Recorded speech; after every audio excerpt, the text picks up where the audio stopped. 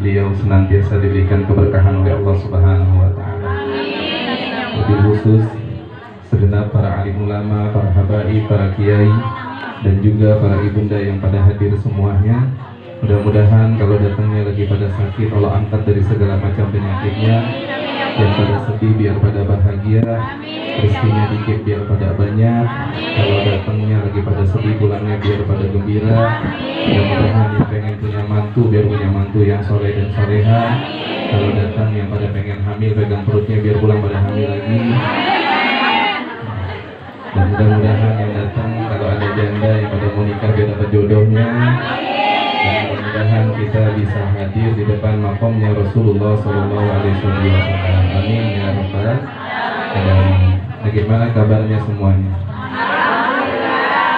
Siapa yang masih ingat 7 tahun lalu baru megang mic hujan gede banget? Ya ingat kan ya? Ya baru assalamualaikum. Iya 7 tahun lalu ibu itu. Mudah-mudahan kita ketemu lagi biar pada sehat semuanya. Alhamdulillah kita bersyukur kepada Allah Subhanahu wa taala. Di siang menjelang sore ini lisan kita dimuliakan untuk menyebut nama Nabi Muhammad sallallahu alaihi wasallam. Bagaimana perasaan ibu kalau lagi baca selawat? Gembira nggak hati kita semuanya? Gembira, karena Imam Busiri bilang Muhammadun zikruhu rohun li anfusina. Kita kalau udah nyebut nama Rasulullah, maka hati kita akan adem semuanya. Makanya kalau orang banyakin baca sholawat kepada Nabi Muhammad SAW, keuntungannya 2. Yang pertama, fukahamuk, gelisahnya akan dihilangin sama Allah Subhanahu wa taala. Saya mau tanya, yang hadir pada sore ini hatinya ada yang lagi gelisah nggak? Benar. Ya, ada nggak yang lagi gelisah, dompetnya menggede, duitnya nggak ada? Gelisah kan namanya. Ada nggak yang lagi gelisah, anaknya disuruh sholat susah banget, ada nggak? Ada nggak yang lagi gelisah, suaminya kerja kagak, adat dong digedein, ada nggak? Ada. Selawatin aja udah ibu semuanya. Bukahamuk, karena selawat itu menghilangkan kegelisahan. Yang kedua, kufar jambuk, dapat mengampunin dosa. Ini mudah-mudahan sebesar dosa apapun yang kita bawa, kita pulang, kita bangun, dosa kita diampuni sama Allah Subhanahu wa taala. Dulu ada Sayyidina Hasan Al-Basri didatengin sama nyai-nyai. Ya, ketika itu diamaskan nyai-nyai bilang, "Assalamualaikum ya Sayyidina Hasan." "Waalaikumsalam," kata Sayyidina Hasan Al-Basri. Ini kalau ngaji itu hari apa ngajinya? Hari Senin. Jam berapa mulainya? Habis zuhur jam 1. Yang datang paling cepat ibu-ibu yang muda apa nyai-nyai? Siapa yang datang paling cepat? Nyai-nyai. Saya juga begitu di Meriah ngaji jam 1, jam 12 baru banget beduk zuhur udah pada datang. Saya bilang begini, "Nyai, ini dari jam 12:30 ngaji jam 1, kenapa Nyai udah pada datang?" Jawabannya enak banget, "Iya Ji, Nyai mah pengen nyari tiang sama tembok buat gelonjoran sama senderan." Iya kan? Nanti yang pada gelonjoran Nyai semua. Bener kan ibu ya? Itu gelonjoran enak banget. Iya, Masya Allah, jamaah sekalian. Nah, Sayyidina Hasan Al-Basri didatangin sama Nyai tersebut. Kata si ibu itu, "Saya pengen banget mimpiin anak saya yang udah meninggal dunia," katanya. Kata Sayyidina Hasan Al-Basri, "Ibu, kalau pengen mimpiin anak yang udah meninggal dunia, banyakin sholat atau sholat hajat biar bisa mimpi anak yang pulang ke rahmat Allah, biar bisa mimpiin jamaah sekalian." Kita kan ada juga tuh dianjurkan kalau ada orang yang meninggal dunia, Bu, mau yang baru mau yang lama, itu dianjurkan sholat sunatan hadiah. Ya, sholat sunatan hadiah itu caranya usolli sunatan hadiah rakaataini. Sebutin buat siapa misalnya, di Muhammad bin Yusuf, Ruqayyah binti Ibrahim, Fatimah binti Hasan, silakan. Mau 2 orang, 3 orang, 10 orang silakan. Rakaataini Allahu Akbar. Baca Allahu Akbar kabiro, terus baca suratul Fatihah, baca kulhu 11 kali, baca Al-Haqqun Mutakasur sekali, sama ayat kursi 1 kali. Caranya rokaat pertama dan kedua sama itu, caranya seperti itu. Dibilang siapa orang yang sholat sunatan hadiah, dikirimkan hadiah buat almarhum dan almarhumah, Allah akan mengutus 1000 malaikat bawa hadiah, nggak bakal habis sampai hari kiamat ya mas kalian. Udah pernah belum ngerjain sholat sunatan hadiah?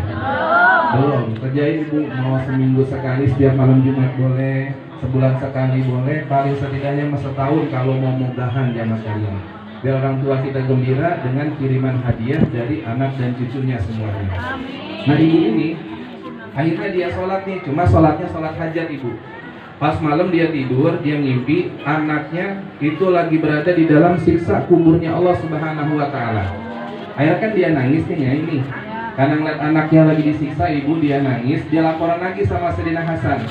Kata Sayyidina Hasan, ibu doain aja dah biar anak ibu diberikan kenikmatan dalam kuburnya. Pas malam yang kedua, Sayyidina Hasan Al-Basri, ibu lagi dalam keadaan beliau sedang tidur, itu tiba-tiba bermimpi ada seorang gadis dengan rupa yang begitu indah dalam keadaan kenikmatan kuburnya Allah Subhanahu wa Ta'ala.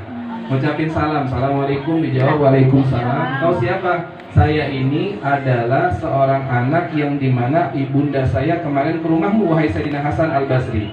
Lalu kata beliau, bukannya ente kemarin kata ibumu lagi dalam keadaan siksa kubur? Benar, kemarin dalam keadaan siksa kubur. Tapi ketahuilah wahai Sayyidina Hasan Al-Basri, bukan saya doang yang diajak. Ada 500 orang di kubur umum itu lagi sedang disiksa. Itu tiba-tiba di pagi hari ada anak muda lewat kuburan sambil baca salawat kepada Nabi satu kali doang, dia niatin buat orang yang udah meninggal dunia. Seluruh kubur yang ada 500 orang yang lagi diajak, semua Allah jadiin kuburnya taman-taman surganya Allah Subhanahu wa Ta'ala. Itu tuh dahsyatnya salawat kepada Nabi Muhammad Sallallahu Alaihi. Saya mau tanya ibu-ibu, kalau misalnya lewat kuburan, kira-kira pada baca apaan? Baca apa? Iya, ibu di sini kalau lewat ada nggak ngelewatin kuburan? Ada. Selama ini kalau baca lewat kuburan bacanya kira-kira sholawat apa numpang?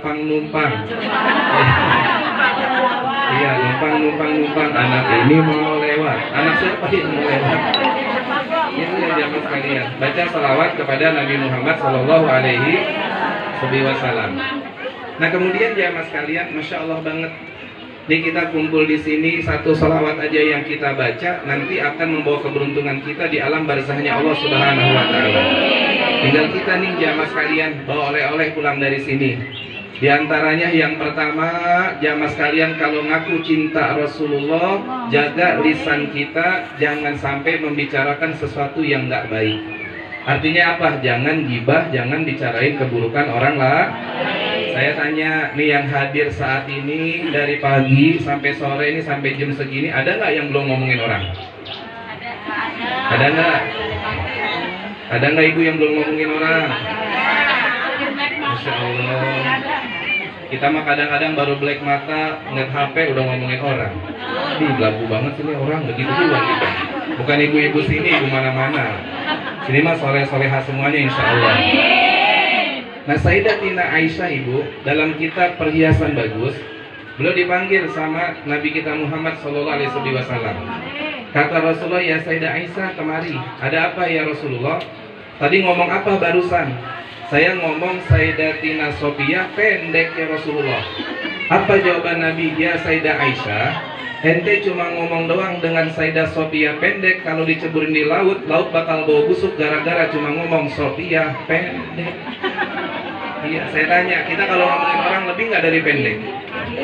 Ayo, ada nggak jamaah di sini kalau kondangan mulutnya ngomong begini, itu nganten ya, yang cowoknya ganteng banget, kenapa ceweknya jelek banget ya? Ada nggak kayak gitu? Ada nggak?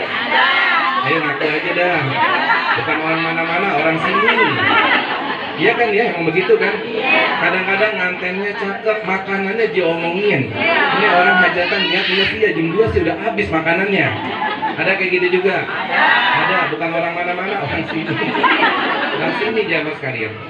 Nabi pernah duduk dengan para sahabat, kata Nabi begini ibu, al-ghibatu asyaddu minaz zina. Orang yang ngomongin keburukan orang lain dosanya lebih berat daripada perbuatan zina. Sampai sahabat pada satu heran, Nabi, berzina itu dosa besar, kenapa ngomongin orang lebih besar daripada dosa berzina? Kata Nabi, kalau dia berzina, dia tobat, Allah ngampunin dosanya. Tapi kalau ngomongin orang, sampai kapanpun dia ngomongin orang, kalau dia nggak minta maaf sama orang yang diomongin, maka Allah nggak bakal maafin kesalahannya jamaah sekalian. Ayo kira-kira berani nggak yang udah ngomongin orang minta maaf sama orangnya? Berani nggak?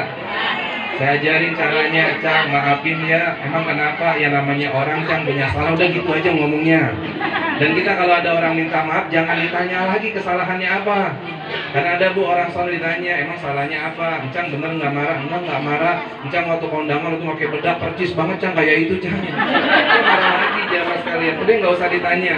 Minta maaf aja, saling maafin satu dengan yang lainnya. Yang kedua, pulang dari sini biar ngikutin ittiba dengan sunnahnya Nabi Muhammad Shallallahu Alaihi Wasallam. Nih Bu, dari wajah ada namanya pakai sifat mata, celak mata. Pada tahu nggak celak mata apaan? Tahu sifat mata? Pada pakai nggak itu sifat mata? Sunnahnya pakainya malam-malam. Dalam keterangan hadis, kalau orang pakai sifat mata sebelum tidur, caranya begini Bu. Ini sifat mata, satu ambil mata kanan, satu lagi ambil mata kanan lagi. Terus ambil lagi yang ketiga mata kiri, ambil yang keempat mata kiri, ambil yang kelima bagi dua kanan sama kiri. Tiga, lima kali ngambil. Innallaha yuhibbul witra. Allah suka sama yang ganjil. Selama ini pakai sifat mata kayak gitu enggak? Mata pakai aja udah. Terus yang kedua mana lagi? Ini di mulut kita Ibu ada yang namanya bersiwak. Saya tanya Ibu kalau sholat pada siwakan enggak? Siwak tahu nggak yang mana siwak? Tahu? Ya, ini namanya siwak. Ini masih dipegang, masih baru. Ya, ini yang kayak gini Ibu, ini namanya siwak, sama juga. Ya, ini siwak Ibu. Kalau kita pakai sholat, siwak ini pahalanya lebih baik daripada sholat 70 rakaat dengan tanpa siwak. Bahkan Ibu kalau di kantongnya ada siwak, insya Allah duitnya nggak bakal pernah habis. Kalau yang palanya pusing mulu Bu, siwakan. Kalau yang anaknya pengen cerdas, siwakan juga. Yang palanya keringetan mulu, siwakan juga. Yang kagak pengen tumbuh uban, siwakan juga. Kalau udah ubanan gimana Pak Ustadz? Ya udah. Masa mau ubanan ke siwak lagi jadi hitam lagi, nggak mungkin. Ini yang masih muda-muda, biar nggak cepat ubanan, siwakan jamaah sekalian. Ada yang bertanya, kalau siwak ini nggak ada gimana Pak Ustadz? Boleh pakai baju begini boleh. Pakai kerah baju juga boleh, pakai sorban Ibu boleh, pakai mukena boleh. Cuma kan tiap hari mah jorok banget begitu. Iya, jorok banget. Boleh pakai apa lagi? Pakai tangan boleh Bu. Cuman jangan pakai tangan kita, pakai tangan tetangga kita di sebelah. Ya, kira-kira ada yang mau nggak? Cang-cang minjem-minjuknya buat apa? Buat siwakan. Terus siwak. Terus apalagi adat yang Nabi yang lainnya adalah Ibu minum. Bagaimana tata cara minumnya Nabi kita Muhammad Sallallahu Alaihi. Nabi kita kalau minum pegangnya dengan tangan kanan. Minumnya duduk apa berdiri Ibu? Minumnya duduk. Terus 3 kali napas apa langsung melegak-legak? 3 kali napas. Tahu kan caranya minum Ibu? Saya nggak perlu ngajarin kan? Nah kalau saya minumnya dibilang aus lagi. Ya ini misalnya gelas. Kalau Ibu makan dengan tangan kanan apa tangan kiri? Kalau makan enakan pakai tangan apa pakai sendok? Kalau pakai tangan kan kotor nih Bu ya.